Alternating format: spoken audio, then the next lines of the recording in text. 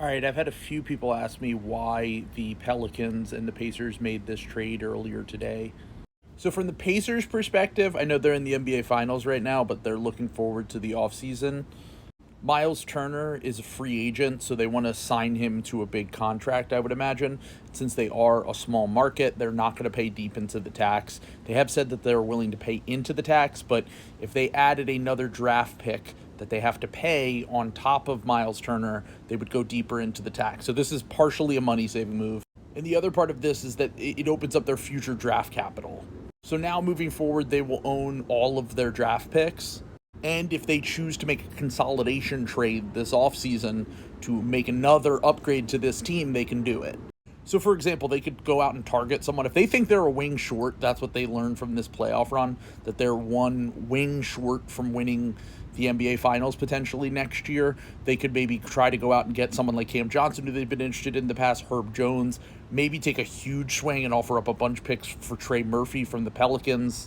But obviously the Pelicans were also involved in this deal, so I highly doubt that that is the trade that they end up making. From the Pelicans' perspective, though, it is a little bit interesting to me. They now have the 7th pick in this draft and the 23rd pick in this draft, like Shams pointed out in his tweet. And they have been interested in moving up potentially to draft Ace Bailey. The Sixers have the 3rd pick, which is where his range starts.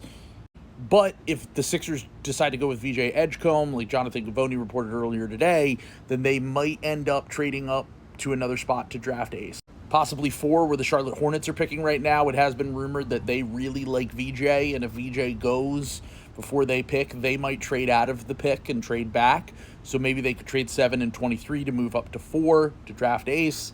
And then they also could just hope that Ace falls to them at 7. Like, the way that it's looking right now, like, if I had to make a prediction on what the board looks like, I talked about this on my podcast the other day, and this is how I felt about how the board breaks. I think it goes 1 Flag, 2 Harper, 3 VJ, 4 Con Knipple. I've heard that they like Con. That also came out today. They like Con Knipple because the owner went to Duke and he's a local guy, and the Hornets obviously prefer VJ Edgecombe, but if he's not there, they might decide to go more of a shooter that will play off of the ball as opposed to someone like Ace, who they have to develop long term. And then I think 5 is where it gets interesting to me. I could see the Jazz going with Trey Johnson. I could also see them going with Jeremiah Fears. I think it's probably Trey Johnson right now. And then 6 is where the draft really starts for me, if that's how it breaks. So 6 right now is the Washington Wizards. They could just take Ace Bailey because he fell to them. Maybe them in New Orleans can swap and this pick can be involved in some capacity. And then maybe also they could go completely off the board and they could draft Fears or Malawach or Derek